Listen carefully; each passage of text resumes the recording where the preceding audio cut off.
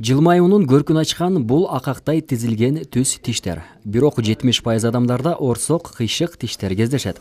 Мындай тиштер ээсине биринчиден сүйлөгөндө, күлгөндө ыңгайсыз абалды жаратса, экинчиден баш жана тамак сиңирүү органдарынын ооруларына себеп болот. Негизи тиш катарынын тегиз болушу үчүн алгач бала кезинен кам көрүү керек. Себеби сүт тиштер убагында түшпөй, үстүнөн ар дайымкы тиш чыгып, тиш катары бузулат. Срогу жеткен тиш өзү түшпөй калганына байланыштуу, астынан чыгып келаткан туруктуу тиш уже срогу келип чыгыш керек болгонуна байланыштуу же таңдайынан же мына бет жак тараптан сырт жагына ошентип эме болуп чыгып кетет. Андан тышкары дагы жаман адаттар болот. Баягындай бармагын шимип жаткандар болот.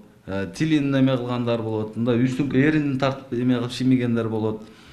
Постоянно ручка тиштеп жүргөн болот, соска эмип, кыйла чоң жашка чейин, бир 6-7 жашка чейин да соска эме турган болсо, ошого окшогон эмелер пайда болот. Ушундай эле тиш катарынын бузулушунун дагы бир себеби тукум куучулук жагы дагы бар. Ошондуктан алдын алып, наристенин түйүлдүк кезинен кам көрүшүбүз керек. Бирок убагында карабай тиш катары бузулду.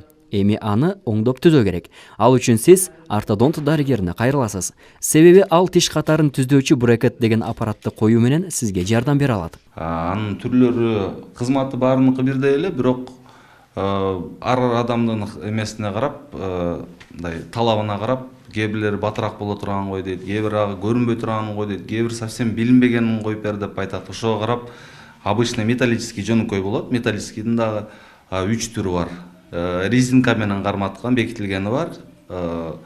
Анан без резинки өзүнүн замоктору болот, ачып жабыла турган, самолигирующий деп коебуз. Ошондой анан кийин инкогнито же мындай тиштин артынан коюла турган дагы бир түрү бар. И ошол үчөө тең металл болот основной. Андан тышкары дагы пластмассовый и керамический болот. Алар ак түстө болот. Алар эми в основном аял кишилерге, кыз балдарга баягы эмесинен комплексовать этип көрүнбөсүн, билинбесин дегендерге ошондой коебуз. Заманбап брекет системдин арзан же кымбаттыгы жасалган материалына жана тиштерди коррекциялоодо иштин канчалык татаал экендигине жараша болот. Ал эми брекеттердин аткарган милдети бирдей эле. Аны таккандан кийин жууп тазалоо бир аз кыйынчылык туудурушу мүмкүн. Ошондуктан абайлап кичинекей щеткалар менен кычыктарына чейин жакшылап, кылдат көңүл коюп жууп тазалаңыз.